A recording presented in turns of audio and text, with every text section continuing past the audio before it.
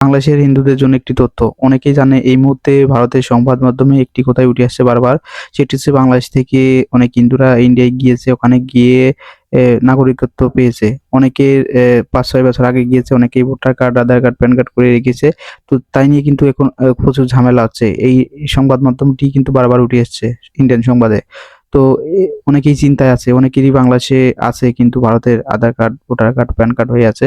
তো সে নিয়েও চিন্তায় আছে। অনেকেই ভোটের সময় ইন্ডিয়ায় যায় ভোট দিয়ে আসে। এই নিয়েও অনেকেই চিন্তায় আছে।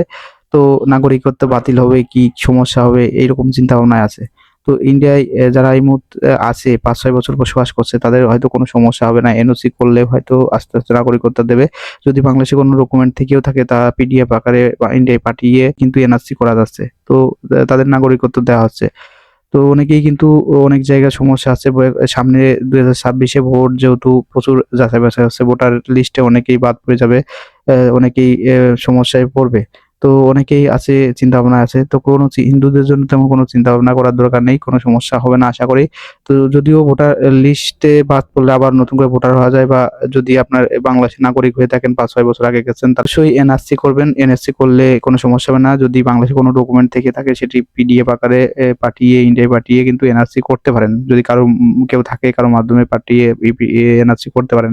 আছে বাংলাদেশে আছে কোনো, কিন্তু ইন্ডিয়ায় ভোটার কার্ড করেছে, ভোট দিতে চায়। তো তাদের ক্ষেত্রে কিন্তু অনেক সমস্যা হতে পারে। ভোটার কার্ড বাতিল হয়ে যেতে পারে, নতুন হলে কিন্তু বাতিল হয়ে যাবে। নতুন যদি ভোটার হয়ে থাকেন তাহলে বাতিল হয়ে যাবে। তো এরকম সমস্যা আছে। আর বর্ডারেও কিন্তু ঝামেলা করতে পারে। যদি ভোটারের আগে যান তাহলে কিন্তু প্রচুর ঝামেলা করতে পারে এই মুহূর্তে। ইন্ডিয়া থেকে শুভেন্দু অধিকারী বারবার বলেছে হিন্দুদের কোনো সমস্যা হবে না।